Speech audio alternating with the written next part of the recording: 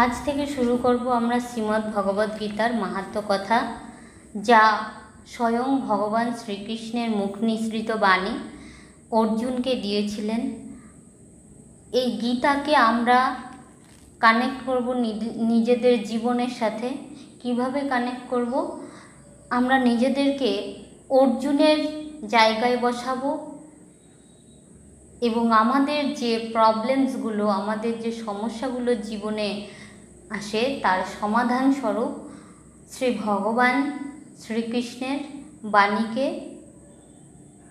অনুসরণ করে চলব। তাহলেই আমরা বুঝতে পারব গীতার কথা।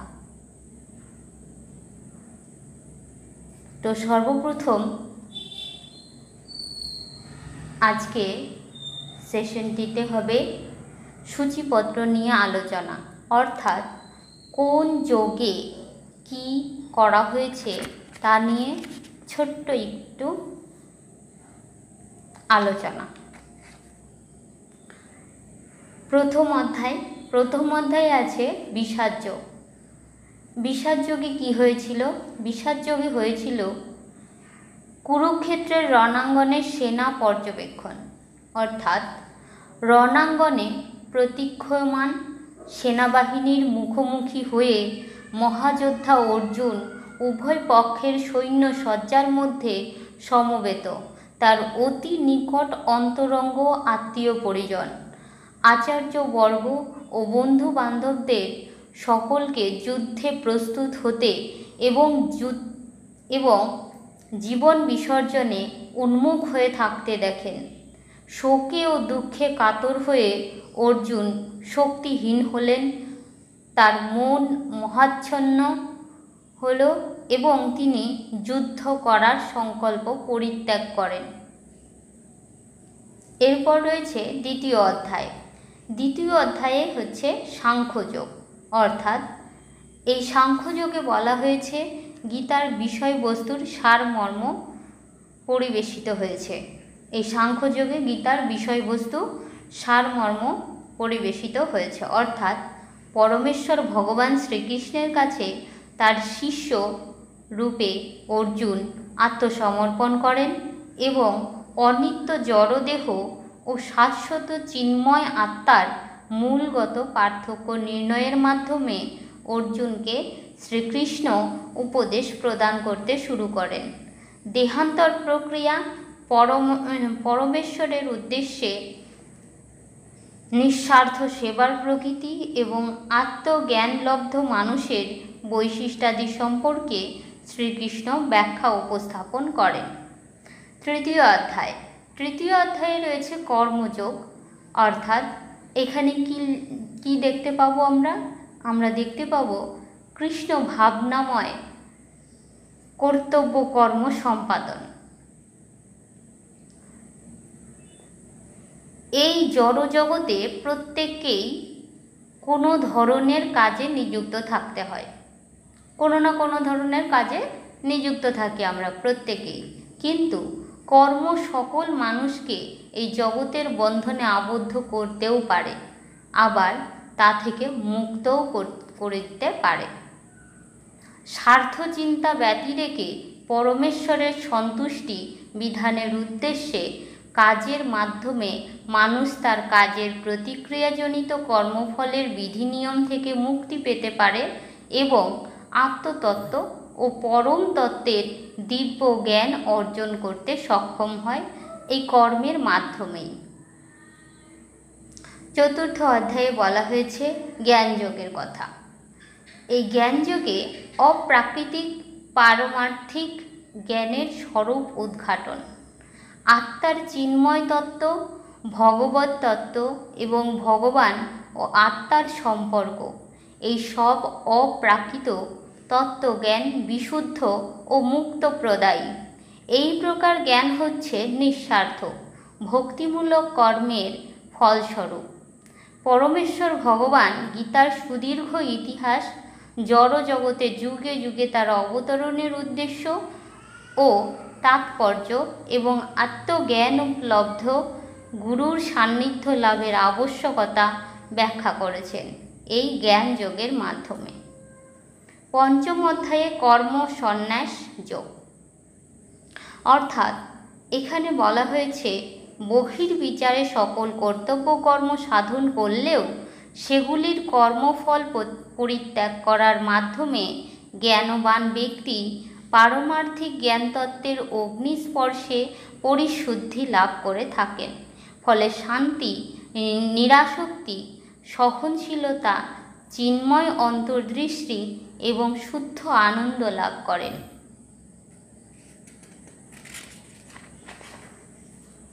ষষ্ঠ অধ্যায়ে ধ্যান যোগের কথা বলা হয়েছে, অর্থাৎ নিয়মতান্ত্রিক জ্ঞানচর্চার মাধ্যমে অষ্টাঙ্গ যোগ অনুশীলন মন ও ইন্দ্রিয় আদি দমন করে এবং অন্তর্যামী পরমাত্মার চিন্তায় মনকে নিবিষ্ট রাখে। এই অনুশীলনের পরিণামে পরমেশ্বরের পূর্ণ ভাবনারূপে সমাধি অর্জিত হয় এই ধ্যান যোগের দ্বারা। সপ্তম অধ্যায় বিজ্ঞান যোগ, পরম তত্ত্বের বিশেষ জ্ঞান, অর্থাৎ পরমেশ্বর ভগবান শ্রীকৃষ্ণ হচ্ছেন পরম তত্ত্ব, সর্বকারণের পরম কারণ এবং জড় ও চিন্ময় সর্ববিষয়ের প্রাণশক্তি। উন্নত জীবাত্মাগণ ভক্তি ভরে তার কাছে আত্মসমর্পণ করে থাকেন। পক্ষান্তরে অধার্মিক জীবাত্মারা অন্যান্য বিষয়ের ভোজনায় তাদের মন বিক্ষিপ্ত করে থাকে। অষ্টম অধ্যায় অক্ষর ব্রহ্মযোগ, পরম তত্ত্ব লাভ, অর্থাৎ আজীবন পরমেশ্বর ভগবান শ্রীকৃষ্ণের চিন্তার মাধ্যমে এবং বিশেষ করে মৃত্যুকালে তাকে স্মরণ করে মানুষ জড়জগতের ঊর্ধ্বে ভগবানের পরম ধাম লাভ করতে পারে। নবম অধ্যায়ে রাজগুহ্য যোগ, গূঢ়তম জ্ঞান। শ্রীকৃষ্ণ হচ্ছেন পরমেশ্বর ভগবান এবং পরমারাধ্য বিষয়। অপ্রাকৃত ভগবৎ সেবার মাধ্যমে জীবাত্মা মাত্রই তার সাথে নিত্য সম্বন্ধযুক্ত। মানুষের শুদ্ধ ভক্তি পুনর্জীবিত করার ফলে শ্রীকৃষ্ণের পরম ধামে প্রত্যাবর্তন করা সম্ভব। দশম অধ্যায়ে বিভূতি যোগের কথা বলা হয়েছে, অর্থাৎ পরম ব্রহ্মের ঐশ্বর্য। জড় জগতের বা চিন্ময় জগতের ঐশ্বর্য, শ্রী, আড়ম্বর, উৎকর্ষ সমস্ত ইন্দ্রিয়গ্রাহ্য বিষয় শ্রীকৃষ্ণের দিব্য শক্তি ও পরম ঐশ্বর্যবলীর আংশিক প্রকাশ মাত্র অভিব্যক্ত হয়ে আছে। সর্বকারণের পরম কারণ, সর্ববিষয়ের আশ্রয় ও সারাতিসার রূপে শ্রীকৃষ্ণ সর্বজীবেরই পরমারাধ্য বিষয়।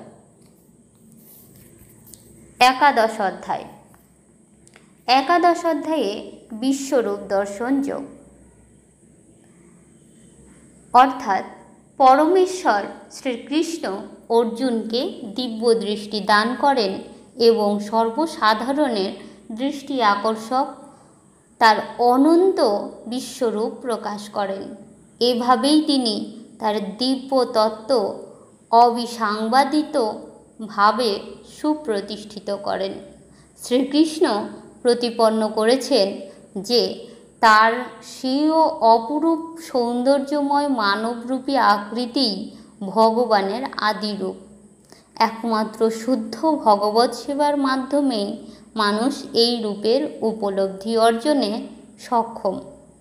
দ্বাদশ অধ্যায়ে ভক্তিযোগের কথা বলা হয়েছে, অর্থাৎ চিন্ময় জগতের সর্বোত্তম প্রাপ্তি বিশুদ্ধ কৃষ্ণপ্রেম লাভের পক্ষে ভক্তিযোগ বা শ্রীকৃষ্ণের উদ্দেশ্যে শুদ্ধ ভক্তি হচ্ছে সর্বশ্রেষ্ঠ উপযোগী পন্থা।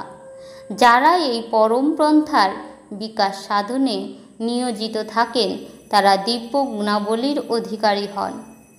ত্রয়োদশ অধ্যায়ে প্রকৃতি পুরুষ বিবেক যোগ, অর্থাৎ দেহ, আত্মা এবং উভয়েরই ঊর্ধ্বে পরমাত্মার পার্থক্য যিনি উপলব্ধি করতে পারেন, তিনি এই জড় জগৎ থেকে মুক্তি লাভে সক্ষম হন।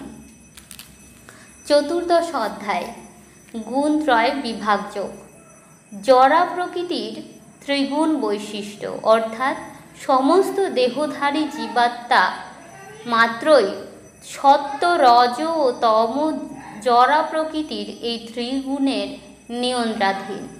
পরমেশ্বর শ্রীকৃষ্ণ এই ত্রিগুণাবলীর স্বরূপ।